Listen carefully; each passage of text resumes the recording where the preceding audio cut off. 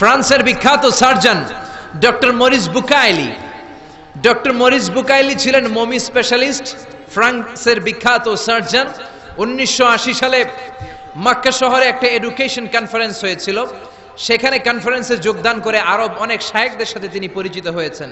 সেখানে তিনি শুনেছেন আরব শায়েখরা চ্যালেঞ্জ করে বলেছে কোরআনে কোনো ভুল নাই।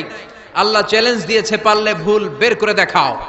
মরিস বুকাইলি কনফারেন্স শেষে ফ্রান্সে এসে বলে, কি বলে পৃথিবীর সব বইয়ে ভুল আছে, আমার বাইবেলের ভিতরেও কত গোজামিল, আর কোরআনের ভিতরে বুঝি ভুল নাই। আমি ফ্রান্সের বিখ্যাত সার্জন ডক্টর মরিস বুকাইলি কোরআনের ভুল ধরে ছাড়ব। কিন্তু ভুল ধরার জন্য খুলে দেখে কোরআন আরবি ভাষায় লেখা। কোন ভাষায়? কথা বলেন, আরো জোরে বলেন। আরবি ভাষায়। সে তো আরবি বুঝে না। ফোন করলো সৌদি আরবের এক প্রফেসরকে যে আমি প্রত্যেক সামারে 2 মাসের ছুটি পাই, প্রতি বছর আমি 2 মাস এসে আরবি শিখতে চাই। সৌদি শায়েখ ভাবছে কোরআন বোঝার জন্য, আসলে বোঝার জন্য না। শিখতে চায় কেন? জোরে বলেন। ভুল ধরার জন্য। 5 বছর সে সৌদি আরবে এসে তার ছুটির সময়টা সে সৌদি আরবে কাটিয়ে 5 বছরে আরবি ভাষা শিখেছে। হেদায়েতের জন্য নয়, ভুল ধরার জন্য। 5 বছর শেষ।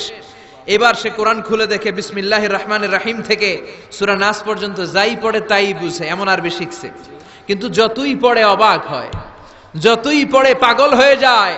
সে বলে সাগর জলের কথা, মহাকাশের কথা, পাহাড়ের কথা, মরুভূমির কথা, এমব্রয়োলজির কথা, অ্যাস্ট্রোলজি, কসমোলজি, বুটানি, হিউম্যান অ্যানাটমির কথা, কোনো কথাই তো কোরআনে আল্লাহ বাকি রাখে নাই। কোন তথ্য উপাত্তের দিক থেকে আল্লাহর কোরআনে ডক্টর মরিস বুকাইলি একটা ভুলও খুঁজে পায় নাই। কোন সুবহানাল্লাহ। সে কনভার্টেড মুসলিম হয়েছে, কালিমা পড়ে মুসলমান হয়ে নিজের নাম রেখে দিয়েছে সুলাইমান। সুবহানাল্লাহ পড়েন। এজন্য কোরআনের সাথে যারাই লাগে সম্মান বাড়ায় দেয় কে? জোরে বলেন কে? কোরআনের সাথে চেয়ার লাগালে চেয়ারের মর্যাদা বাড়ায় কে? কোরআনের সাথে টেবিল লাগলে টেবিলের মর্যাদা বাড়ায় কে? কোরআনের সাথে কাপড় লাগলে কাপড়ের মর্যাদা বাড়ায় কে? তো কোরআনের সাথে যদি আশরাফুল মাখলুকাত লাগে তাদের মর্যাদা কি বাড়ে না? ইউনাইটেড স্টেটস অফ আমেরিকাতে একটা কনফারেন্স হয়েছিল। ওই কনফারেন্সটা হচ্ছে পৃথিবীর যত ধর্মগ্রন্থ আছে সবগুলো ধর্মগ্রন্থের 10 মিনিটের আবৃত্তি শোনানো হবে। কয় মিনিট? চিল্লায় বলেন।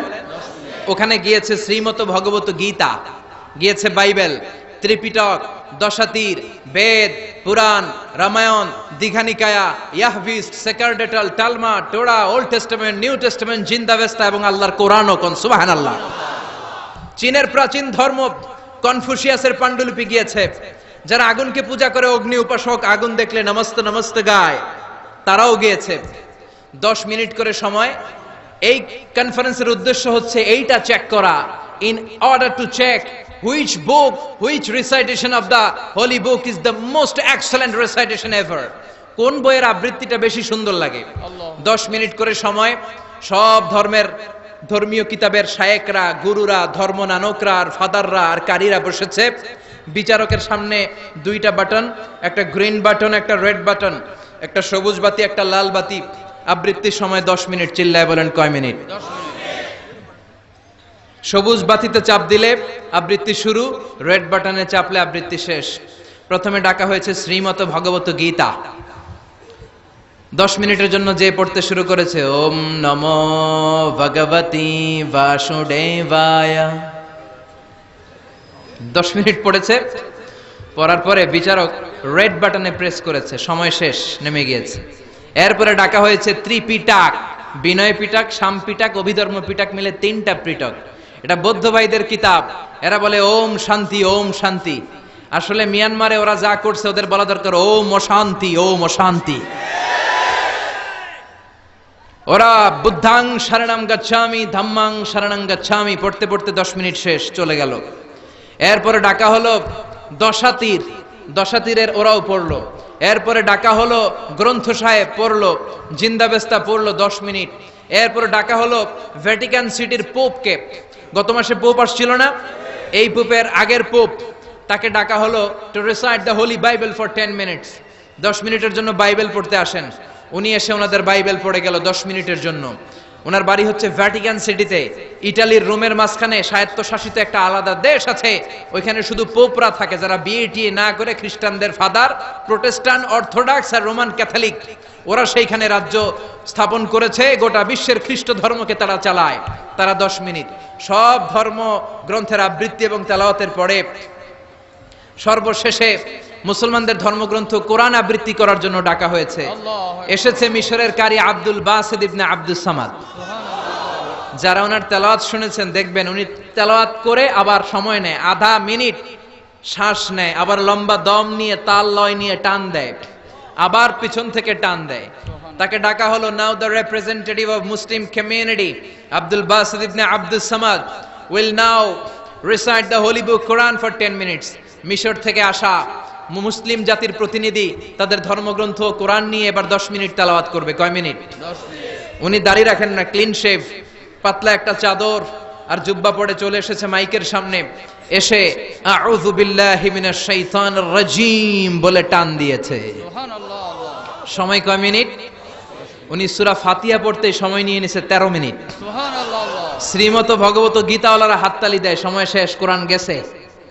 কিন্তু কি আজীব তামাশা, বিচারক তো লালবাতি চাপে না। বিচারককে লালবাতি চাপার বিষয়টা ভুলিয়ে দিয়েছে কে?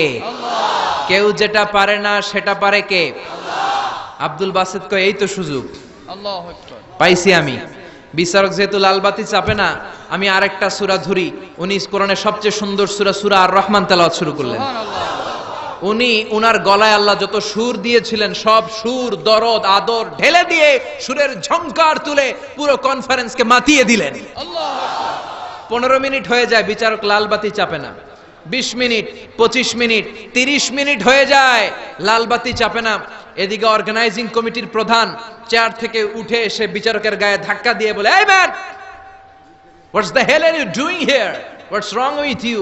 Y aren't you pressing the red button? লালবাতি চাপোস না কেন?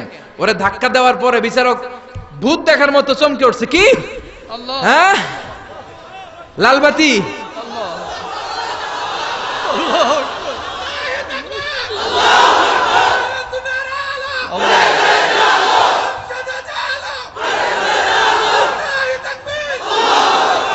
অর্গানাইজিং কমিটির চেয়ারম্যান যখন ধাক্কা দিছে, why aren't you pressing the red button? তুমি লালবাতি চাপো না কেন? ভিমড়ি খেয়ে ওর সালাপ দিয়ে, কি হ্যাঁ লালবাতি, নীলবাতি, কোন বাতি? কোন বাতি? হুশ নাই, ওর হুশ নিয়ে গেছে কে? আবার যখন আব্দুল বাসিতের তেলাওয়াতের দিকে তাকায় আবার বেহুশ। না পেরে বিচারক দাঁড়িয়ে বলে, ও Abdul Basit ibn Abdus Samad, come from Egypt, there is no time limits for you, recite as much as you wish. O Abdul বাসিত, আজকের এই প্রতিযোগিতায় তোর জন্য তেলাওয়াতের কোনো সময় নাই, তোর যত মনে চায় তুই পড়ে যা।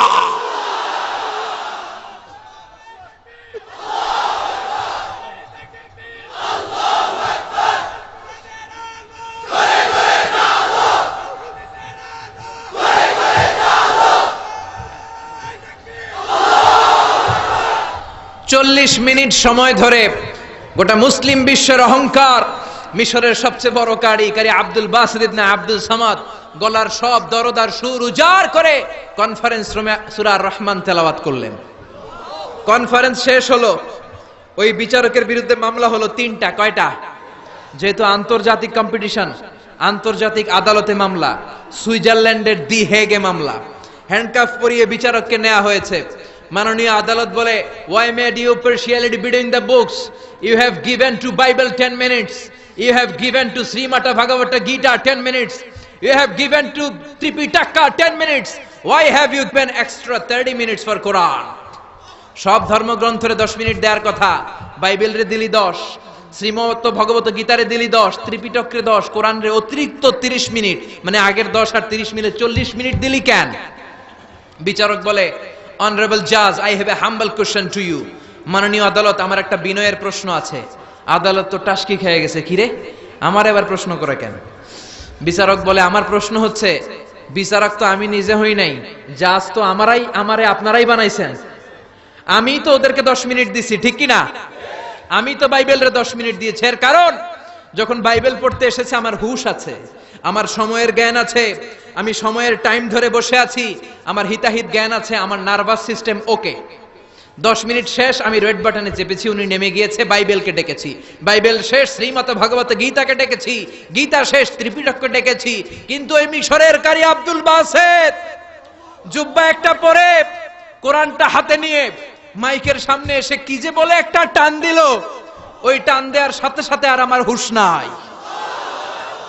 আমি কি সাগরের উপর, নাকি মহাশূন্যে, নাকি জমিনের অতল গহ্বরে?